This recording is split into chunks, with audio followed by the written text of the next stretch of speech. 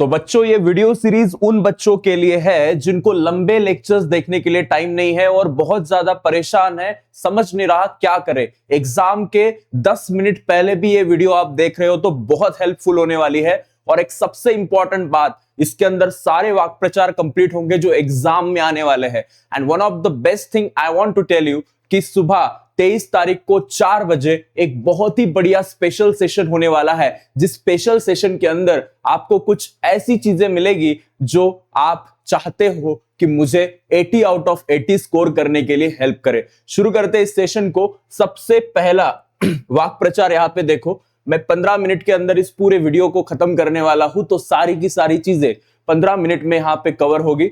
सबसे पहला वाक्य प्रचार है खुणगाठ बांधणे।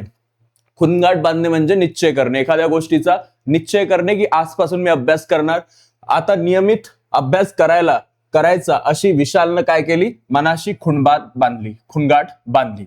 सुरुंग लावणे म्हणजे काय, IMP सुरुंग लावणे। सुरुंग लावणे म्हणजे एखादा बेत उधळून लावणे, एखादा बेत, एखादा प्लॅन काय करणे, डिस्ट्रॉय करणे, उधळून लावणे, कैंसिल करणे। देन इसका वाक्य कैसे बनाओगे, महादूने नको ती शंका उपस्थित करून गावामधल्या चांगल्या योजनेला सुरुंग लावला। महादू नाम का एक व्यक्ति है, इसने गांव में कुछ अच्छा कुछ हो रहा था और उसके अंदर क्या किया, उस योजना को उसने सुरुंग लगाया, मतलब वो बेत उसने प्लान जो है तहस नहस कर दिया, म्हणजे एखादा बेत उधळून लावला, सुरुंग लावणे। त्यानंतर आहे हातात हात घालणे।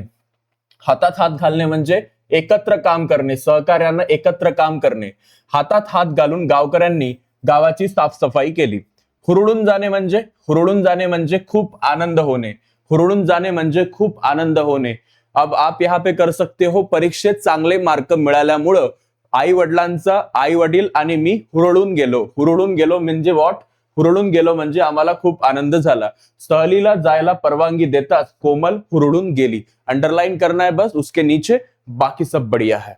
उसके बाद वाया जाणे, वाया म्हणजे जाणे म्हणजे फुकट जाणे। अकाली पाऊस पडल्यामुळे शेतकऱ्यांचं कष्ट वाया गेले। बहुत मतलब अनचाही या फिर हम बोल सकते हैं बिना बात के बारिश हो गई, अकाली पाऊस पडला आणि शेतकऱ्यांचे सगळे कष्ट वाया गेले। रममान होणे म्हणजे समरस होणे। गुंग होणे, गुंग जाणे। चित्र काढण्यात निलिमा अगदी रममान झाली। पारंगत असणे म्हणजे काय, तरबेज असणे। पारंगत असणे म्हणजे तरबेज असणे। वयाच्या 3ऱ्या वर्षीच छोटा राहुल संगणक वापरण्यात काय झाला, पारंगत झाला। क्यू येणे म्हणजे दया येणे। किसी के ऊपर दया आना मतलब क्यू आना। पारंगत असणे म्हणजे तरबेज असणे। फुटपाथवर बसलेल्या त्या दरिद्री माणसाला पाहून दयानंदला काय आली, क्यू आली। नेक्स्ट, धीर न सोडणे म्हणजे हिम्मत न हारणे। धीर न सोडणे, हिम्मत न हारणे। कुठल्याही संकटात माणसानं काय सोडू नये, धीर सोडू नये। कितनी भी मुश्किल कंडीशन आ जाए, कुछ भी हो जाए, इंसान ने अपनी हिम्मत नहीं छोड़नी चाहिए, धीर न सोडणे। भान ठेवणे, जाणीव ठेवणे। शाळेत शिस्तीनं वागायचं असतं, याची प्रत्येक विद्यार्थ्यानं काय ठेवावं, भान ठेवावं, जाणीव ठेवावी की स्कूल में हमेशा डिसिप्लिन में रहना है। मरगळ झटकणे म्हणजे काय, आळस सोडणे। या वर्षी सगळी मरगळ झटकून रितेश झपाटून अभ्यास करू लागला। या वर्षी सगळा आळस सोडून रितेश अभ्यास करू लागला। देन अंगावर काटा येणे, भीतीने अंगावरचे केस उभे राहणे। जंगलातून जाताना समोर अचानक वाघ दिसताच प्रवाशांच्या अंगावर काटा आला। संकोच वाटणे म्हणजे शरम वाटणे। रमेशकडे पैसे मागण्यास उमेशला संकोच वाटला, शरम वाटली। सामना करणे म्हणजे मुकाबला करणे। सामना करणे म्हणजे एखाद्या गोष्टीचा मुकाबला करणे। भारतीय जवानांनी पाकिस्तानच्या सैन्याचा सामना केला। हात दाखवून अवलक्षण करणे म्हणजे आपणाहून संकट ओढून घेणे। उडता ठीक आहे, जंगलतोड करून माणूस हात दाखवून अवलक्षण करतो। अंगाचा तिळपापड होणे म्हणजे खूप राग येणे। दिस इज व्हेरी इंपॉर्टंट, इससे पहले भी पूछा गया है। प्रगती पुस्तकातील श्यामला मिळालेले कमी गुण पाहून आईच्या अंगाला काय झाला, अंगाचा तिळपापड झाला। वैसे रिपीट नहीं पूछते बट इसके आसपास काय वो पूछेंगे। मुठभर मात चढणे म्हणजे स्तुतीने हुरळून जाणे। वर्गातील सरांनी समोरच्या बुद्धिमत्तेचं कौतुक केलं तेव्हा त्याच्या अंगावर मुठभर मात चढलं। अपनी प्रशंसा होना, स्तुती होना। कवेत घेणे म्हणजे मिठीत घेणे। बऱ्याच वर्षांनी आपली मुलगी माहेरी आली तेव्हा आईनं तिला प्रेमात म्हणजेच कवेत घेतलं। इसके बाद आ वासून पाहणे म्हणजे आश्चर्यानं स्मितीत होणे। समोरच्या सुंदर देखाव्याकडे स्मिता मोठा आ वासून पाहत होती, आश्चर्यानं पाहत होती, बाय क्युरिओसिटी। राबता असणे म्हणजे सतत हालचाल करणे। सरपंचाच्या कार्यालयात दररोज माणसांचा काय असायचा, राबता असायचा. झुंबड उडणे म्हणजे खूप गर्दी होणे. गावातल्या जत्रेमध्ये सकाळपासून गावकऱ्यांची झुंबड उडाली. देन भुरळ पडणे म्हणजे मोह होणे. इम्पॉर्टंट. भुरळ पडणे म्हणजे मोह होणे. नीताने काढलेल्या सुंदर चित्राकडे पाहून मितालीला भुरळ पडली. हेवा वाटणे म्हणजे मत्सर वाटणे. साहिलच्या कुशाग्र बुद्धिमत्तेचा त्याच्या मित्रांना नेहमी हेवा वाटतो. ठीक आहे. त्यानंतर कुछ इम्पॉर्टंट थिंग्स लाईक भुरळ पडणे आपण पाहिलं. नाव अधपतन होणे, दर्जा घसरणे. अधीर होणे म्हणजे उत्सुक होणे.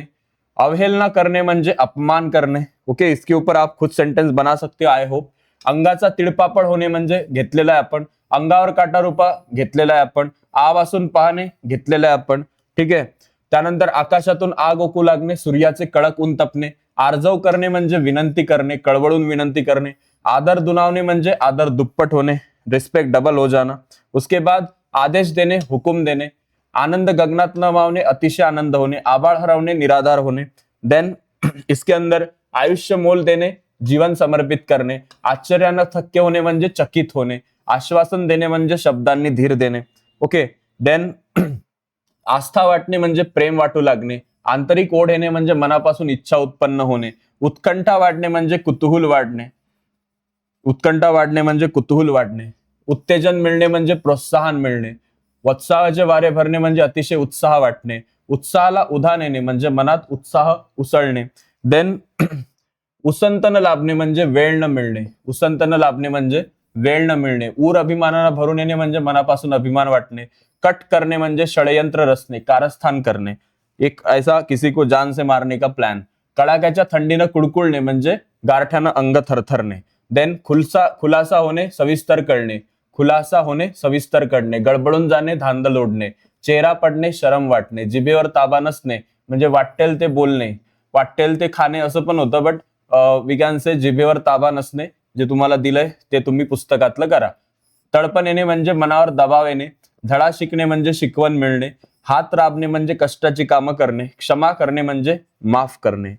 ठीक है. सो ये सारे के सारे इंपॉर्टेंट मैंने आपके सारे वाक्य प्रचार इस एक वीडियो में विदाउट किसी डिस्टर्बेंस आपको कंप्लीट कर दिए हैं. आपको 23 तारीख को सुबह 23 ऑफ द फेब सुबह कितने, एक ऐसा समझो कि एक बहुत बड़ा प्रोग्राम है. 4 बजे सुबह 4 AM को हमारे इस YouTube चैनल पे आ जाना है. सुबह मतलब कल ठीक 4 बजे मिलते उस सेशन में. बाकी जय हिंद, जय महाराष्ट्र.